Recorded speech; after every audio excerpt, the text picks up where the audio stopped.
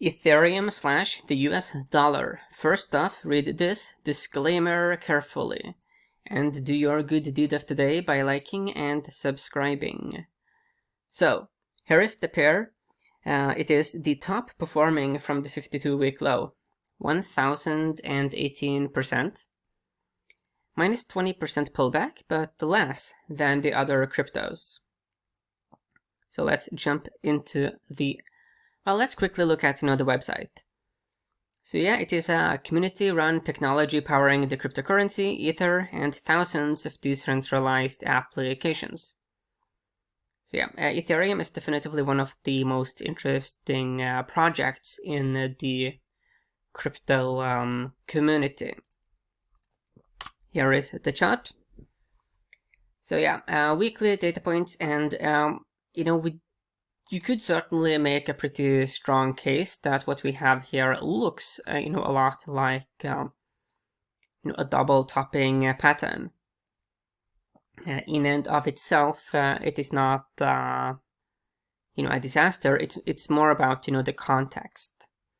So we have to explore further, but it is pretty clear that, when price gets up into, this territory here, then there are problems. That is what we have seen here quite clearly in the candlesticks. And this candlestick also reaffirmed that situation. The split second we get above here, there's problems when it comes to attracting new buyers or for the current holders to add to their positions. Here are the daily data points. There is, a key moving average in play at the moment. And that is definitively this purple 20-day moving average. It is currently a resistance. It used to be, relatively reliable support. So yeah, that is like a key line in the sand. I think we need to look at some additional indicators. So when we look here at these indicators, yeah, there's nothing really in particular that jumps at me, so let's go here to the daily data points. So here on the MACD, we do see a pretty clear breakdown here in momentum. Accumulation distribution is actually showing some bullish divergence. So that's interesting. RSI is into the neutral zone, and numerous of these moving averages have converged a bit, so hence we do see that also here on, the PPO, pretty close here to the zero line here when it comes to, the 20-day moving average. 50-day also pretty close as well. Yeah, so technically speaking, it's one of those situations where it's a bit noisy. We don't have any kind of clear support level. We do have kind of a bit of a clear-ish resistance. You could say that as long as the 20-day moving average is resistance, then it could be a shorting level. Obviously, you do want to have some tight stops with Ethereum. When we look here at the seasonality, we do see, looking here at all the data we have, is that there's a very clear weakening here into September. And the average loss here for September is minus 13%. So let's measure how big the sell-off has been so far for September.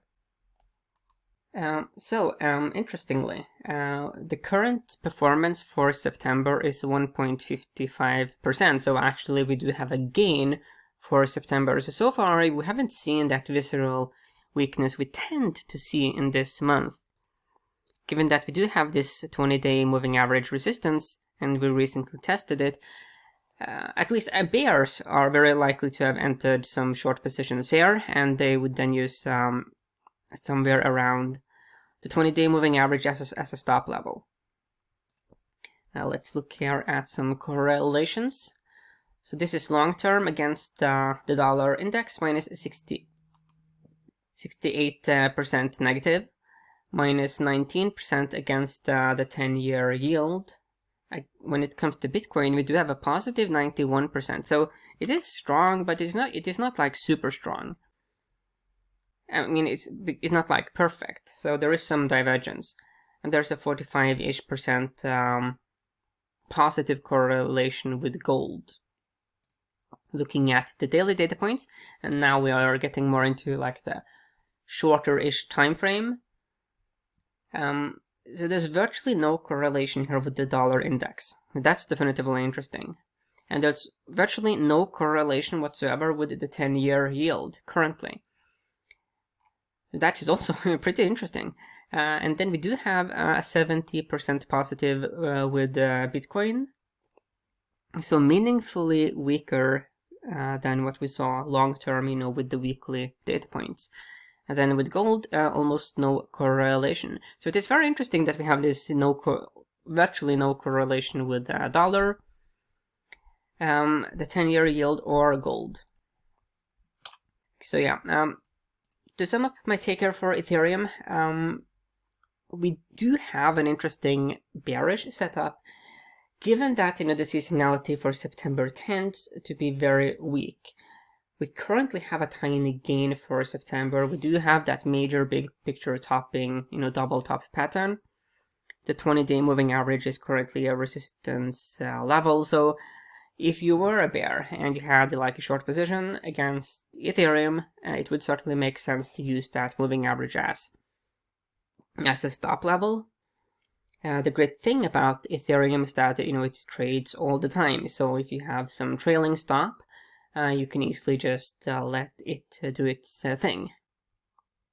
But yeah, long term, I'm definitively bullish on Ethereum. Though there's obviously some issues when it comes to that upper region where we have seen, you know, rejection on the weekly data points in particular.